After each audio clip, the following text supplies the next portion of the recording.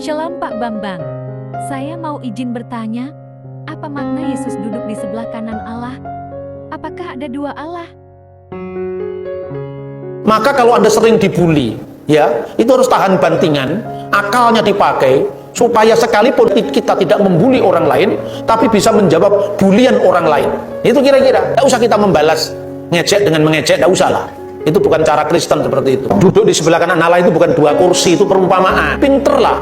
Masa yang gini aja kita bingung. Kalau Anda belajar bahasa Inggris, tapi kalau mimpimu masih pakai bahasa Indonesia, itu belum lancar bahasa Inggris.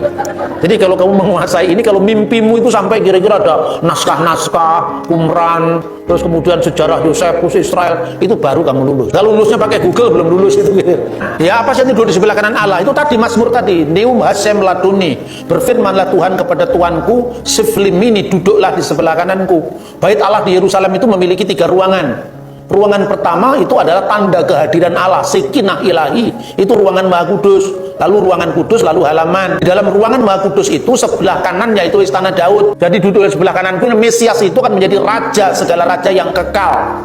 Itu artinya bukan artinya ada 2 kanan dan kiri, bukan. Tuhan kan nggak mengenal kanan dan kiri, atas dan bawah, karena Tuhan itu mengatasi ruang dan waktu. Jadi jangan membayangkan Yesus dalam kemanusiaannya. Itu menggambarkan apa? Kristus setelah bangkit dari orang mati, dia naik ke surga. Kemanusiaannya tetap ada, tapi kemanusiaan yang tidak lagi terikat oleh ruang dan waktu.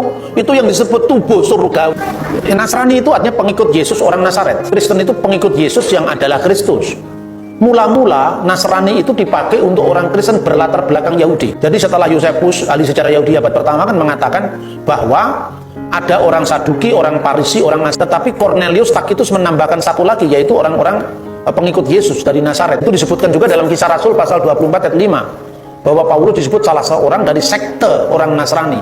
Nasrani itu pengikut Yesus dari kalangan Yahudi. Sementara kalau Kristiani, itu Kristianoi jamaknya, Kristianos itu tunggalnya, itu disebutkan dalam Kisah Rasul 11 ayat 26, yaitu orang-orang Kristen yang dari latar belakang bukan Yahudi. Yang dari Nasrani tadi jemaat yang bersunat, yang Kristen itu jemaat yang tidak bersunat. Terus kemudian menyelesaikan itu bersama para rasul di Antioquia, dicatat dalam Kisah Rasul pasal 15 tadi. Utusannya dikirim untuk menyampaikan putusan para rasul di Yerusalem bahwa untuk orang-orang bukan Yahudi tidak berlaku hukum Musa, tapi hukum apa? 4 hukum yang disebutkan di situ sebutnya hukum Nuh. Lalu setelah Petrus, kemudian muridnya namanya Ignatius dari Antioquia mendamaikan antara 2 kelompok Yahudi dan bukan Yahudi tadi. Kemudian disebutkan di sana sebagai apa?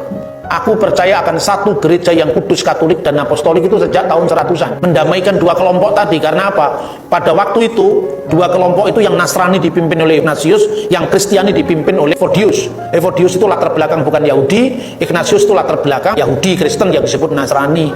Tapi setelah akhirnya perkembangan kemudian mereka semakin bisa saling memahami, mulailah dikenal istilah satu gereja yang kudus, katolik, dan apostolik. Katolik itu belum menjadi nama gereja sekarang, itu masih menjadi kata sifat dari gereja, artinya satu gereja yang kudus, am, dan rasuli. Munculnya di sana.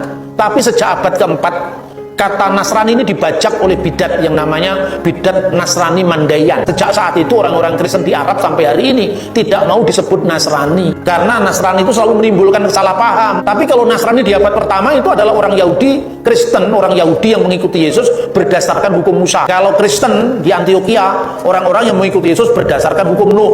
Kira-kira seperti itu. Ya, kira-kira itu. Pertanyaan berikutnya, kata Tritunggal tidak ada dalam Alkitab. Teologi agama apapun judulnya juga tidak ada di Alkitabnya. Kenapa hanya Kristen yang dibully? Islam misalnya, ajaran utamanya tauhid. Mana ada kata tauhid dalam Quran? Apa kalau nggak ada judul berarti ajarannya salah? Oh, judul dipersoalkan, isinya gagal pak. Ya toh, jangan mempersoalkan judul. Oke Pak Bambang, penjelasan Anda sangat mencerahkan dan menguatkan iman kami. Terima kasih, Tuhan Yesus memberkati.